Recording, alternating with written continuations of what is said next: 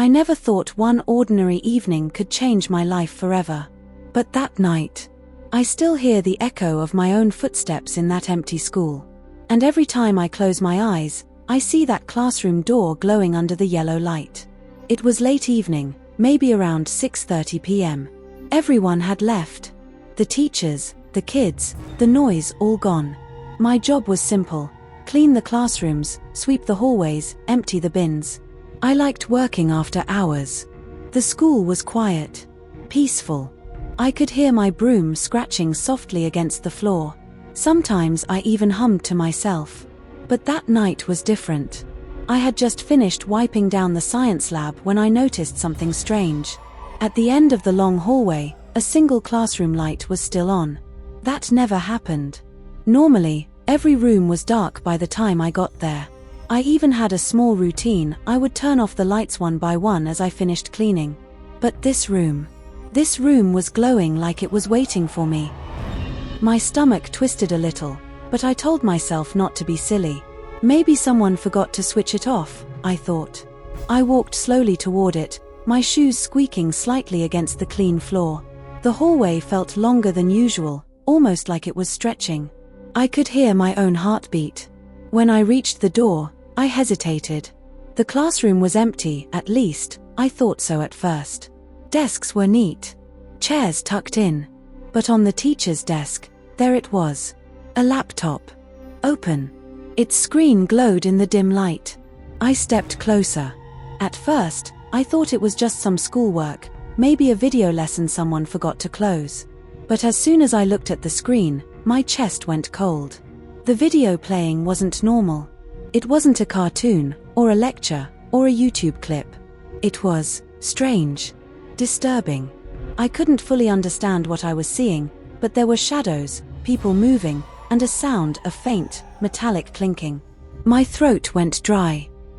I didn't know what I was watching, but I knew I shouldn't be there. I quickly stepped back, my heart pounding so loudly I was afraid someone would hear. I turned to leave. I just wanted to get out of that room, out of the school, out into fresh air. And that's when I heard it. A voice behind me. "What are you doing here at this hour?" I froze. Slowly, I turned around. It was one of the teachers. A man. He stood at the doorway, smiling, but not in a friendly way. More like he had caught me doing something I shouldn't. I was just cleaning, I said quickly, my words almost tripping over each other. He stepped into the room. His shoes clicked softly against the floor. "Oh, don't worry," he said with a calmness that made my stomach twist. "I was just working on something."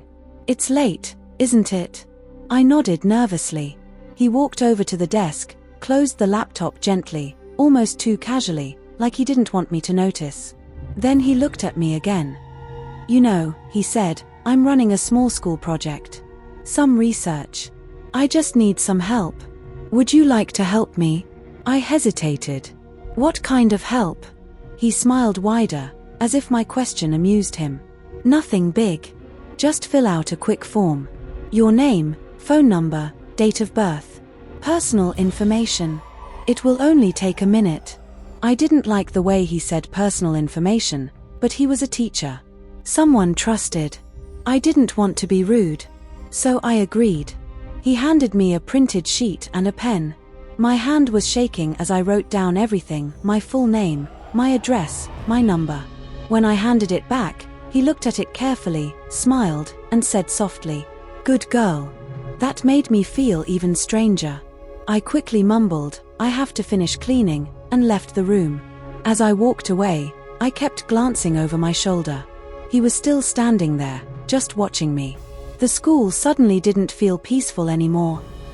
When I got home that night, I couldn't stop thinking about what happened. Why was that video open? Why did he want my personal info? I told myself it was just my imagination. Maybe I was overreacting. But deep down, I knew something wasn't right. After that night, I couldn't get that glowing screen out of my head. I had seen something I wasn't supposed to see, and I knew it. The next evening, I went back to work as usual. I tried to tell myself everything was fine, that I was just overthinking. But the school didn't feel the same. Every sound made me jump: the creak of a chair, the distant hum of a vending machine, the rattle of a window. And every time I passed that same hallway, I felt my stomach twist. I avoided looking at that classroom door, but it was like it was calling me. I kept sweeping, mopping, pretending like nothing had happened, but my mind was not on my work. My thoughts kept going back to the video. What was it? Why was it playing? By the time I reached that hallway, my heart was already racing. And then I froze. The door was slightly open. The light was on again. My hands felt sweaty on the mop handle. I didn't want to go near it, but my feet moved anyway. I peeked through the gap.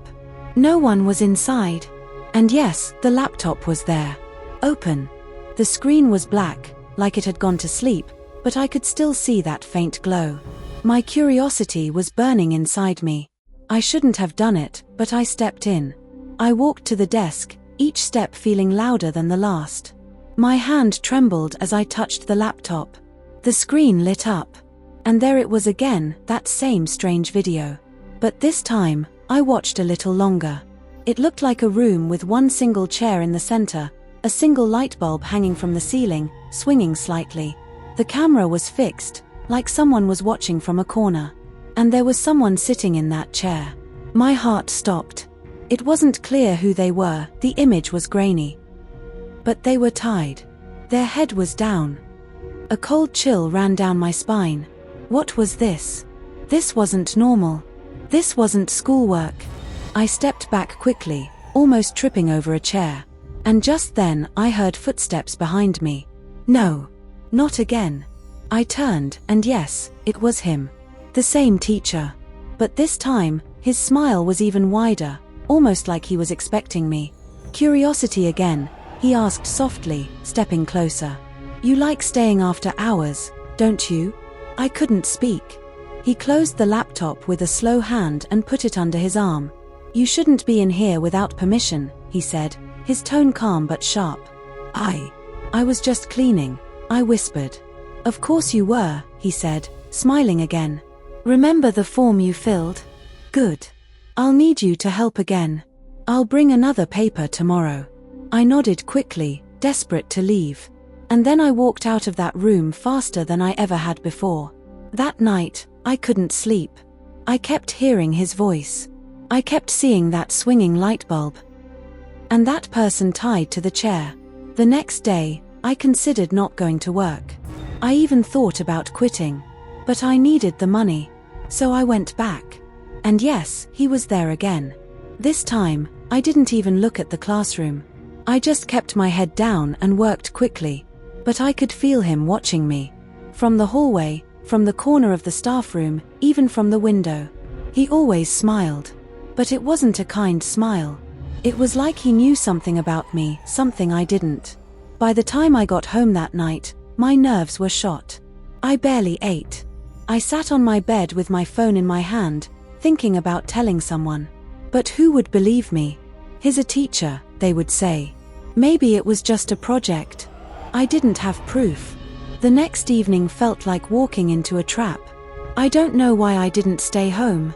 Maybe because I didn't want him to think I was scared. Or maybe I just didn't want to lose my job. But the moment I stepped inside that school, I felt his eyes on me. The building was quiet, just like every other evening, but this time, I felt every shadow move. My footsteps sounded too loud. The air smelled different, like dust and something metallic. I tried to focus on my work. Sweep the floor. Empty the bins. Mop the hallway. But I could feel it, that strange pull toward the same hallway. And sure enough, as soon as I reached the corridor near that classroom, I saw him. He wasn't inside this time. He was standing just outside the door, as if he had been waiting. You came back, he said with that same quiet smile. I forced a polite nod. I have work to finish, I said, gripping my broom tighter. Of course, he said softly, stepping aside so I could pass. But as I walked by, he added, I have something for you. My stomach sank. He pulled out a paper from a folder he was holding. This is just a follow-up, he said. You helped me last time. You can help me again. I didn't even want to take it, but he was holding it out patiently, waiting. "What is it?" I asked, my voice shaking slightly.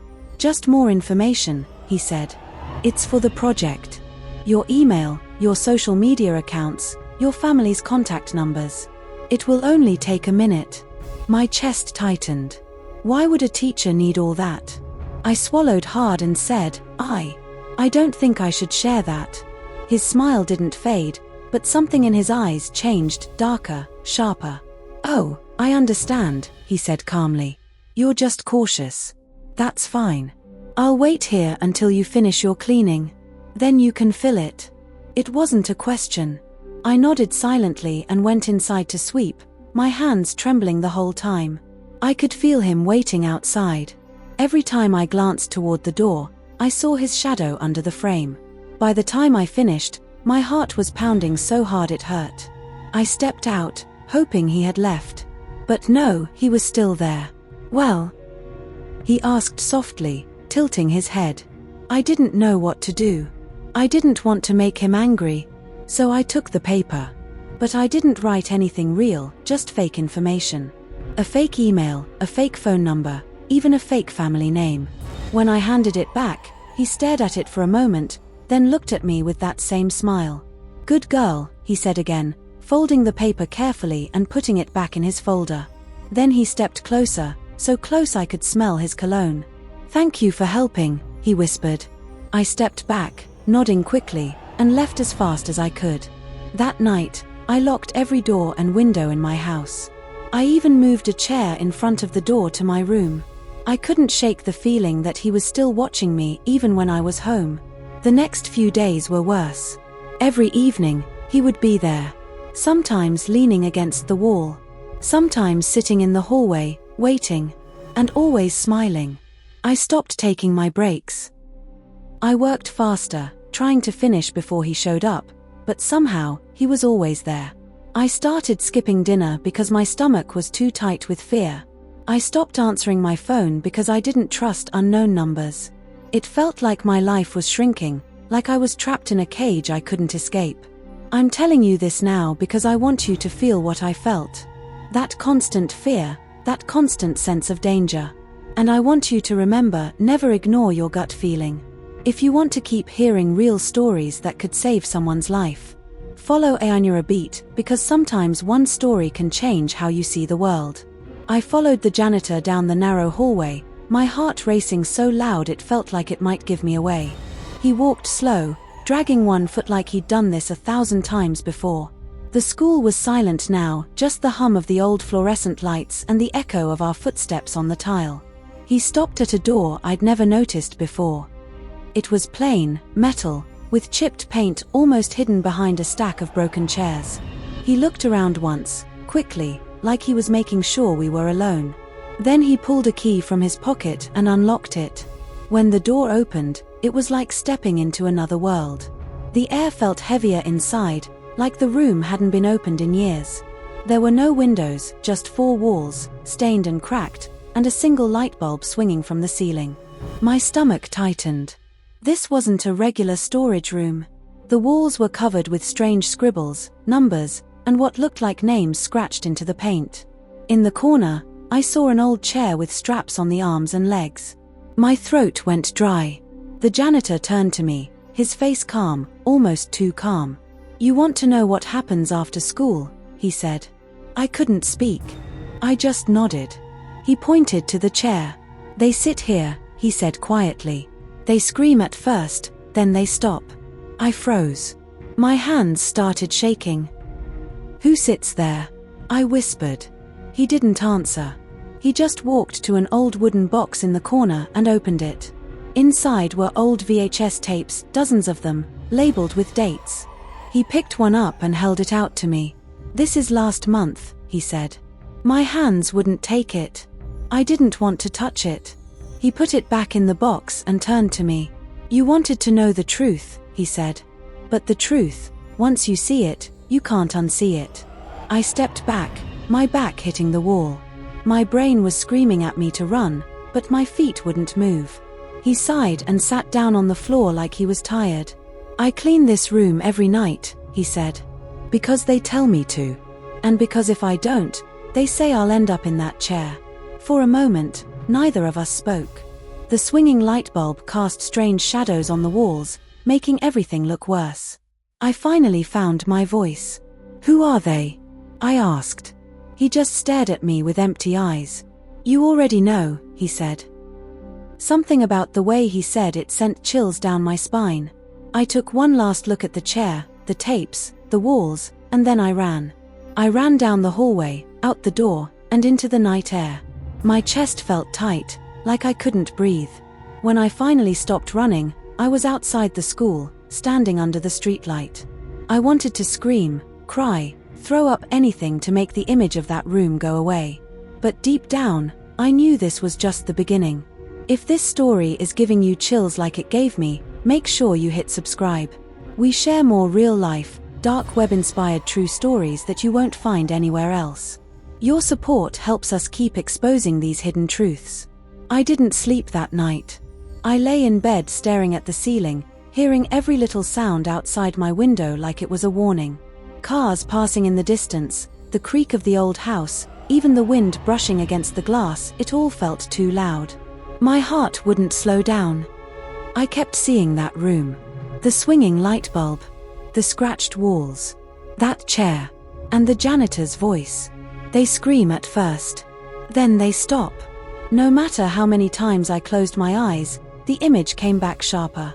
I tried to tell myself I imagined it, that maybe the chair was just for storage or restraint if someone got hurt. But no. My gut knew better. The next morning at school, everything felt wrong.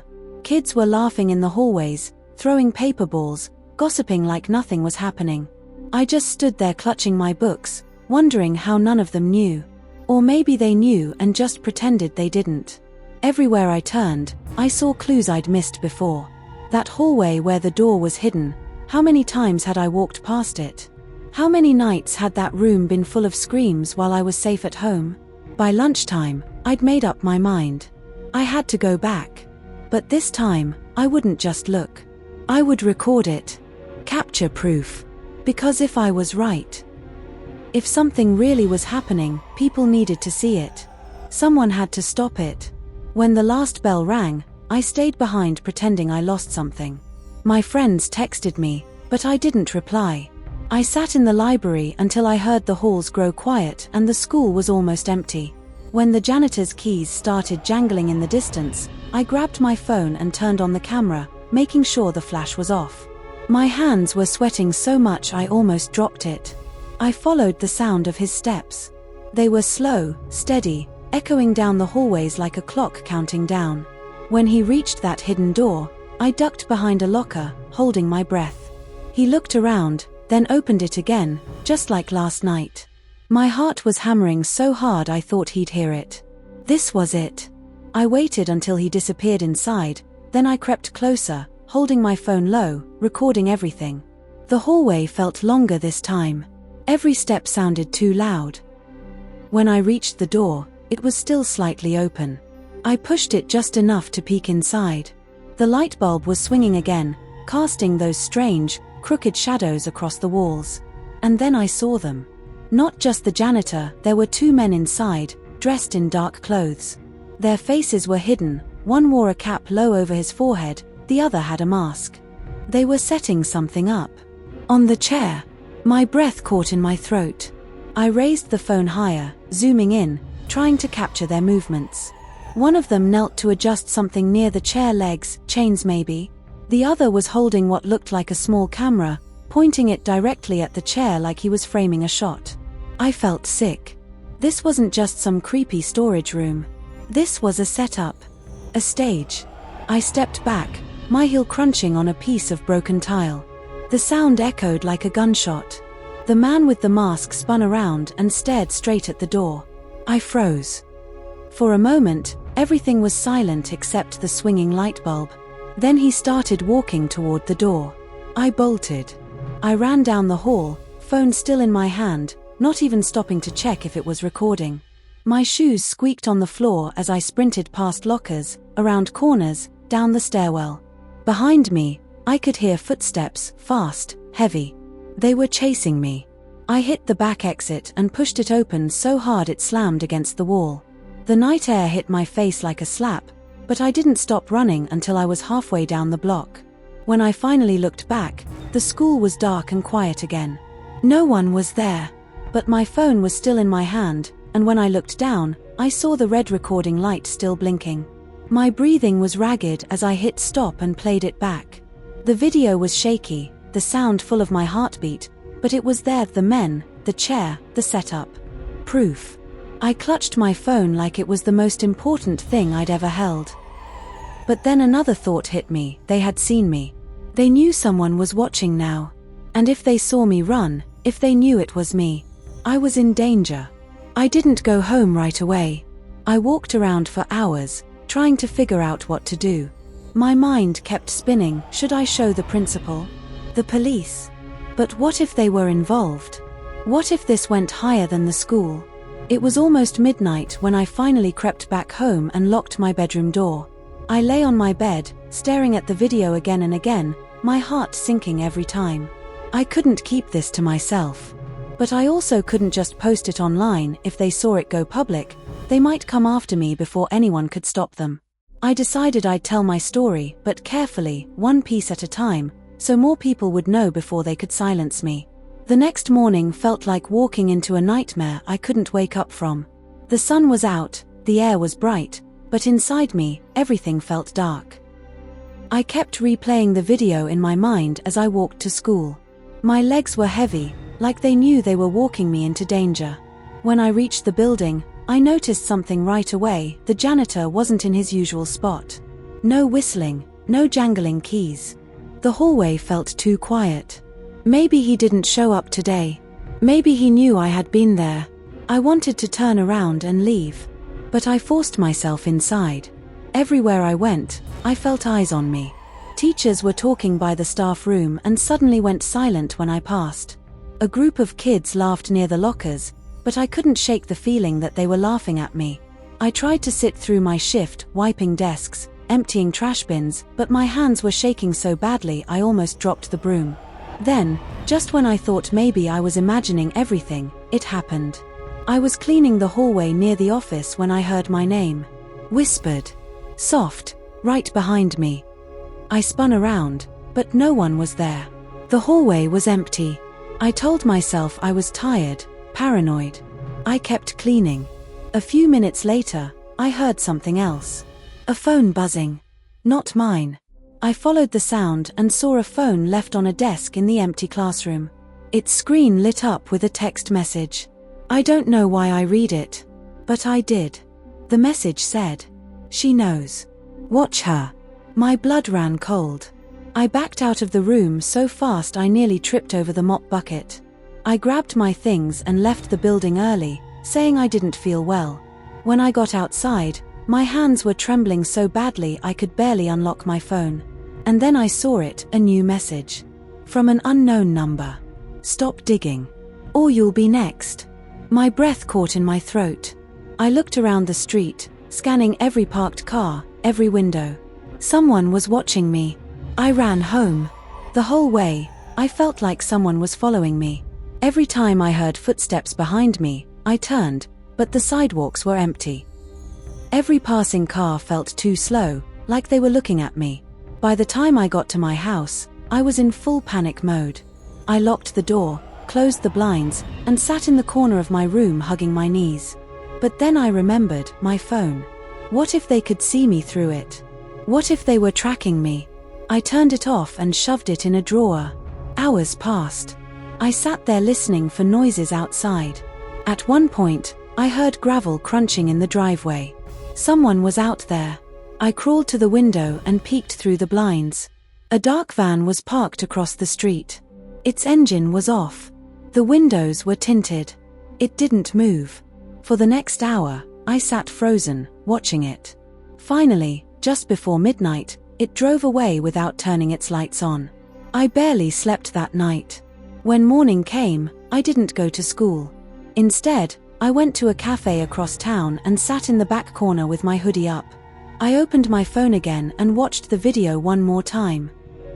I thought about deleting it. Maybe if I erased it, they'd leave me alone. But then I thought about the chair, the camera, the way that man looked right at me. No. Someone had to stop this. I uploaded the video to an encrypted drive and sent a copy to a friend I trusted, telling her if anything happened to me, she should send it to the police. I felt a little safer after that. But then my phone buzzed again. Another message from the same unknown number. Clever. But not enough. I dropped the phone onto the table. I wasn't safe. Not even here. That night, I decided I couldn't handle this alone anymore. I needed help. Real help. So I made a decision. I was going to the police. But first, I needed more proof. Because I knew how these things worked, they'd say it was nothing, that I was imagining things. If I wanted them to believe me, I had to catch the janitor himself in the act. And that meant going back one last time. I spent hours preparing. Charged my phone. Packed a small flashlight. Wore dark clothes so I wouldn't stand out. When the sun went down, I headed back to the school. This time, I wasn't just scared. I was ready. I can still feel that night in my bones. I remember standing outside the school gates, heart thudding in my chest so hard it felt like it would break through my ribs. Everything was silent except for the sound of distant traffic. The building loomed in front of me, dark, empty, cold. But not safe. Never safe. I checked my phone one last time, making sure the camera was ready. My hands were shaking, but I forced myself to breathe slow. This is it, I whispered to myself. This is where I find out the truth. I slipped through the side gate and crossed the yard, keeping close to the shadows. The back door wasn't locked. That made me nervous. I pushed it open just enough to slip inside, then froze, listening. Nothing. The hallway was empty, but the smell of cleaning supplies and something metallic hung in the air. I crept forward, my footsteps soft on the linoleum floor. Every door I passed felt like it was watching me. I reached the hidden door. It was closed this time, locked. I crouched down and saw light leaking from underneath. Voices, too muffled, but definitely there. I pressed my ear to the wood.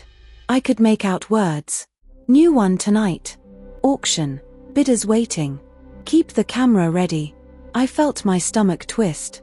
I hit record on my phone and held it close to the crack of the door. But then the handle turned. I leapt back just as the door swung open. The janitor stepped out, holding a clipboard. His face froze when he saw me. "You," he said. I ran. He shouted something, I didn't hear what, and the chase was on. I sprinted down the hallway, my phone still recording. My shoes squeaked on the floor as I turned corners, trying to remember every shortcut. Behind me, his footsteps pounded closer. I ducked into a classroom and slid under a desk, clapping a hand over my mouth to stay quiet. The door opened. His boots stepped inside. I could hear him breathing, slow, angry. He moved between the rows of desks, searching. When he reached the back of the room, I crawled out the other side and slipped into the hall. I ran again, heading for the nearest exit, but that's when I saw him. The teacher. Standing in the hallway. Smiling. Like he'd been waiting for me. "Why are you here?" he asked, his voice calm, too calm. I froze. He stepped closer, the smile never leaving his face. "You've been curious, haven't you? You like secrets. You like to watch. Maybe we can make you part of the show." He gestured toward the hidden door. "Come inside. Just once. See what we really do here. Then you can decide if you still want to tell anyone."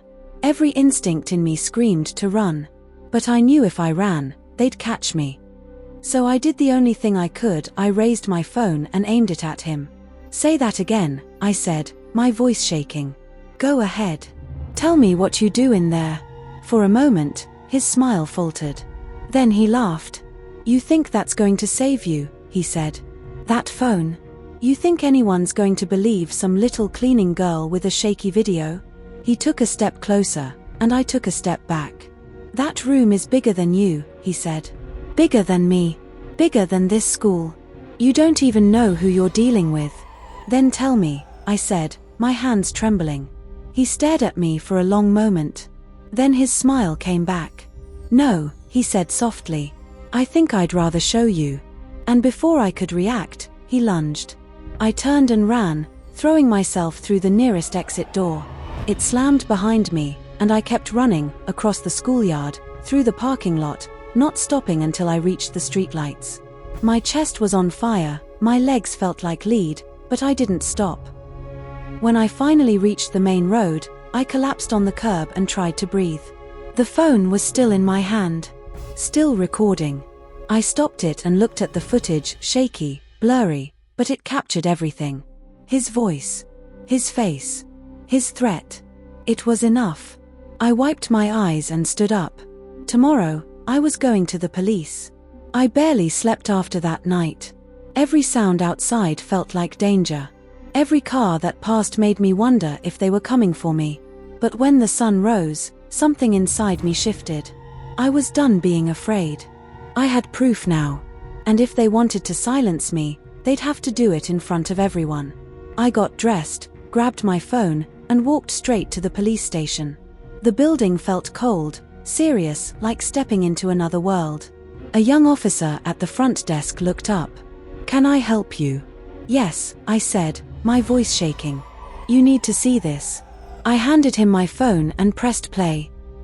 He watched silently, his face hardening as the video played. When it ended, he looked at me, then at another officer. "Get the captain," he said. Within minutes, I was sitting in a small interview room, explaining everything, how I'd found the room, what I'd seen, what I'd heard. They didn't interrupt. They just kept writing, nodding, exchanging glances. Finally, the captain said, "You did the right thing coming here. But this is big. If what you're saying is true, we're dealing with organized crime." My stomach turned. Organized crime. It wasn't just a creepy teacher or a janitor, it was something much bigger. They asked if I was willing to testify if it came to court. "Yes," I said without hesitation. My voice was steadier now. The captain nodded. "We're going to need a search warrant. Stay somewhere safe tonight. Don't go near the school." I left the station with my heart pounding, but for the first time in weeks, I felt like someone was on my side. That night, I stayed at a friend's house. Just before dawn, my phone buzzed. A text from the officer, "We're moving in. Stay put." I couldn't stay put. I threw on my hoodie and ran to the school. By the time I got there, police cars were lined up outside, lights flashing silently in the early morning darkness. I stood across the street, hidden behind a tree, watching as officers in tactical gear entered the building. Minutes passed like hours. Then they brought them out, the janitor first, handcuffed, shouting that it was all a mistake. Then the teacher, his face pale but still smiling that same chilling smile. But when his eyes found me across the street, the smile dropped. For the first time, he looked afraid. I'll never forget that look. The police went back inside and brought out evidence bags, laptops, cameras, files. And then something I wasn't ready for. 3 other girls. Alive. Shaken, crying, but alive. They'd been locked in another room, waiting for whatever auction was supposed to happen next. When I saw them, my knees gave out. I just sat there on the curb and cried. Because now I knew if I hadn't spoken up, if I hadn't gone back for proof, one of those girls could have been me. Later that day, they took my full statement again, this time on camera. They showed me the recovered footage from the laptop's hours of recordings, files with names, photos, information. My name was on the list. I stared at it, feeling cold all over. They had been watching me for weeks. The officer put a hand on my shoulder.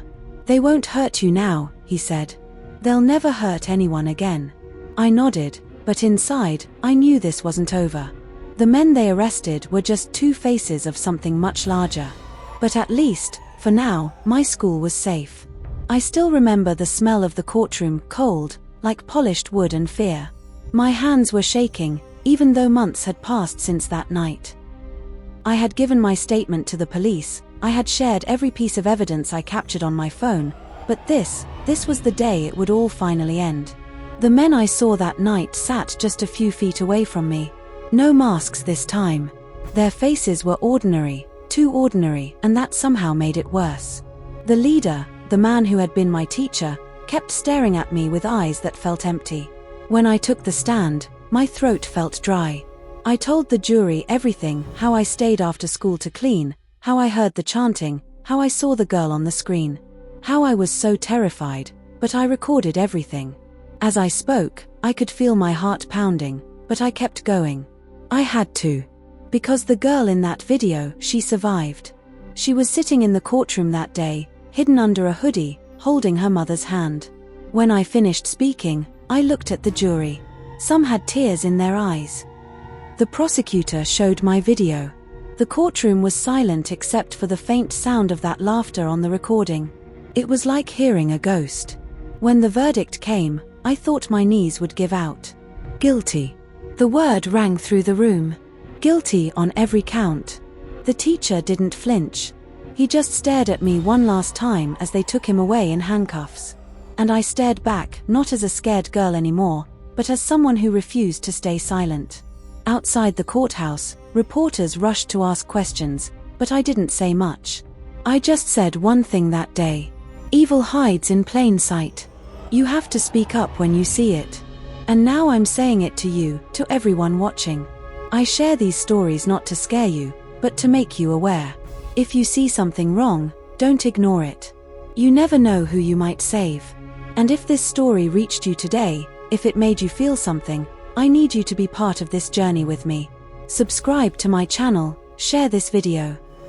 Because the more people who know about these dark corners of the internet, the more lives we can protect together. This was the hardest story I've ever told. But I'm still here. And so is that girl. And that's why I keep telling these stories, for her, for me, and maybe for someone out there who needs to hear this before it's too late.